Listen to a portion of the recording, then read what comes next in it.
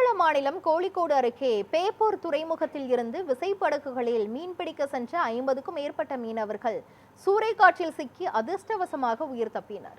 இது குறித்த கூடுதல் விவரங்களை வழங்குவதற்காக நமது செய்தியாளர் ரமேஷ் இணைப்பில் உள்ளார். ரமேஷ், முழுமையான விவரங்கள் என்ன சொல்லுங்க? கேரளாவை பொறுத்த அளவில் ஒருபுறம் தென்மேற்கு பருவமழை தீவிரமடைந்து வரும் நிலையில், மறுபுறம் அரபிக்கடலை பொறுத்த அளவில் அவ்வப்போது கடல் சீற்றமாகவே காண முடிகிறது.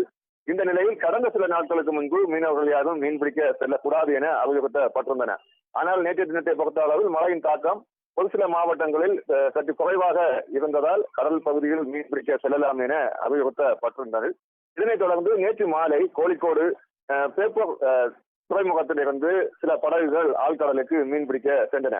இந்த விசைப்படகுகளில் சென்ற மீனவர்கள் இன்று காலை பேப்பூர் துறைமுகத்திலிருந்து 6 நாட்டிகள் தொலைவில் மீன்பிடித்து கொண்டிருக்கும் பொழுது திடீரென ஒரு சூறைக்காற்று என்பது வீசுகிறது.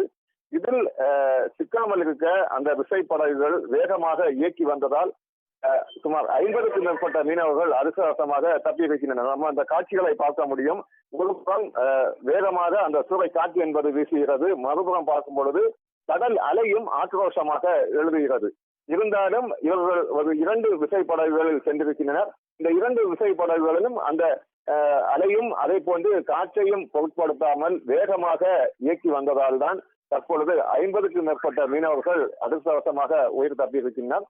இன்று காலை இந்த நிகழ்வு நிகழ்ந்தாலும் சற்று நேரத்துக்கு முன்பாக தான் அவர்கள் கோழிக்கோடு பேப்பூர் துறைமுகத்துக்கு வந்தடைந்திருக்கின்றனர். அனைவரும் அதிர்ஷ்டவசமாக உயிர் தப்பியிருக்கின்றனர் என்று கூற வேண்டும். தொடர்ச்சியாக இந்த காட்சிகளும் தற்பொழுது வெளியாயிருக்கிறது. நம்ம அந்த காட்சிகளை பார்க்க முடியும். எந்த அளவுக்கு அலையின் சீற்றம் என்பது இருக்கிறது எனவும், அதே போது வேகமான அந்த காற்று சூறை காற்று என்பது திடீரென வீசியதால் தான் இந்த விபத்து ஏற்பட்டிருக்கிறது என்று மீனவர்கள் தெரிவிக்கின்றனர். இத்தனை ஆண்டுகளாக மீன்பிடிக்க சென்ற பிறகும் இது போன்ற ஒரு சூறைக்காற்றை திடீரென வீசியதை நாங்கள் பார்க்கவில்லை என மீனவர்கள் தெரிவிக்கின்றனர். தாங்கள் உயிர் தப்பி வந்ததே ஒரு பெரிய ஒரு நிகழ்வுதான் என அவர்கள் தெரிவிக்கும் விதத்தில் அந்த காற்றும் அலையும் திடீரென வீசியிருக்கிறது என்று கூற வேண்டும். தொடர்ச்சியாக 50க்கும் மேற்பட்ட மீனவர்கள் தற்பொழுது 2 விசைப்படகுகளில் சென்ற அந்த விசைப்படகு மீனவர்கள் தற்பொழுது கரை சேர்ந்திருக்கின்றனர். கிருஷ்ணவேணி, விரிவான விவரங்களை வழங்கியதற்கு நன்றி ரமேஷ்குமார்.